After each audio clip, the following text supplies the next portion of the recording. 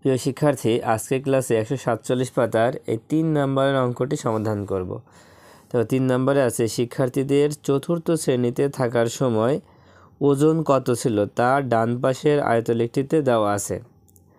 দেখো, ডান পাশে যে আয়তলেখটি আছে এখানে চতুর্থ শ্রেণীতে পড়ার সময় একজন ছাত্রের ওজন কেমন ছিল সেটা এখানে দেওয়া আছে। এই আয়তলেখ দিয়েই 1, 2, 3 এই 3টা অঙ্ক সমাধান করব। তো 1 নম্বর অঙ্কে আছে কোন শ্রেণী ব্যবধানে শিক্ষার্থীর সংখ্যা বেশি। দেখো এখানে সব থেকে বড় লাইনটা কোনটা, দেখো এটা সব থেকে বড়। এখানে কতজন শিক্ষার্থী আছে দেখো, 1, 2, 3, 4, 5, 6, 7, 8, 8জন শিক্ষার্থী আছে। তার মানে এটা সব থেকে বেশি শিক্ষার্থী আছে কোন শ্রেণীতে, তো 30 থেকে 34 শ্রেণীতে। তাহলে এখানে লেখা আছে কোন শ্রেণী ব্যবধানে শিক্ষার্থীর সংখ্যা বেশি, আমরা লিখব 30 থেকে 34 শ্রেণী ব্যবধানে শিক্ষার্থীর সংখ্যা বেশি। এটা লিখে দাও। তো প্রথমে লিখবা যে 30 থেকে 34 শ্রেণীতে 34 শ্রেণী ব্যবধানে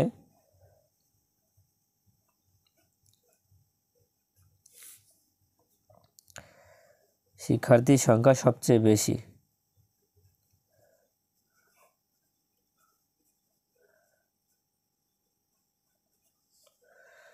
সবচেয়ে বেশি।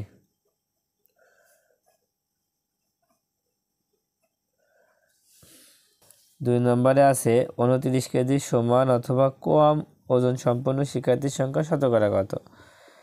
তার মানে দেখো 29 আছে কোনটাই, যেখানে 29 মানে এই 29 থেকে বলছে 29 কেজির সমান, তার মানে 29 কেজির সমান অথবা কম ওজন সম্পন্ন, তার মানে 29-এর কম যেগুলো আছে এগুলো সব মিলিয়ে শিক্ষার্থীর সংখ্যা শতকরায় কত হবে।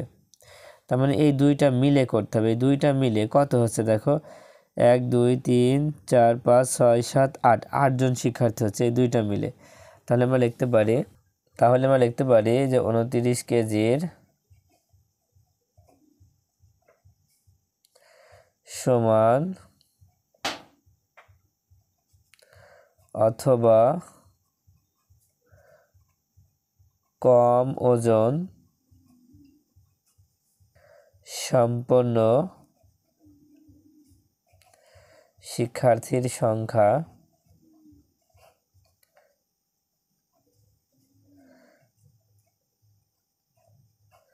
কত, শিক্ষার্থীর সংখ্যা হচ্ছে 8। তাহলে 29 কেজি সমান অথবা কম ওজন সম্পন্ন শিক্ষার্থীর সংখ্যা কতজন, 8 জন। এবার শতকরায় প্রকাশ করতে হবে, তাই লিখব 29 কেজির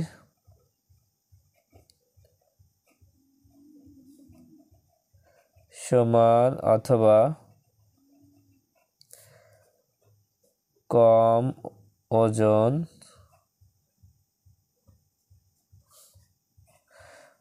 ওজনের শতকরা বের করতে হলে প্রথম সমান চিহ্ন দিয়ে একটা দাগ দিবা। তো এখানে আমাদের একটা জিনিস লাগবে যে মোট শিক্ষার্থী কতজন।